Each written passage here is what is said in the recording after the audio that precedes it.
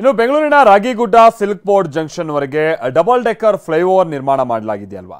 So ಈ flyover ನಲ್ಲಿ ಇವತ್ತು ಪ್ರಾಯೋಗಿಕ ಸಂಚಾರಕ್ಕೆ ಉಪಮುಖ್ಯಮಂತ್ರಿ ಡಿಕೆ ಶಿವಕುಮಾರ್ ಚಾಲನೆಯನ್ನ ನೀಡಿದ್ದಾರೆ. ರಾಗಿಗುಡ್ಡ ಮೆಟ್ರೋ ಸ್ಟೇಷನ್ ಬಳಿ ಚಾಲನೆ ನೀಡಿದ ಡಿಸಿಎಂ ಖುದ್ದು ಕಾರನ್ನ ಚಲಾಯಿಸಿದ್ರು. ಡಿಕೆ ಶಿವಕುಮಾರ್ಗೆ ಸಾರಿಗೆ ಸಚಿವ ರಾಮಲಿಂಗಾರೆಡ್ಡಿ ಕೂಡ ಸಾಥ್ ಅಂದಾಜು 449 ಕೋಟಿ ವೆಚ್ಚದಲ್ಲಿ 3.36 ಕಿಲೋಮೀಟರ್ ಉದ್ದದ ಡಬಲ್ ಡೆಕ್ಕರ್ ಫ್ಲೈಓವರ್ ನಿರ್ಮಾಣ ಮಾಡಲಾಗಿದೆ.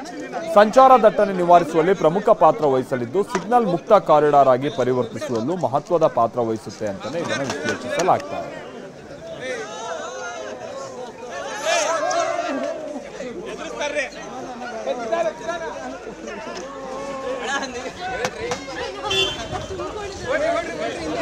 Go.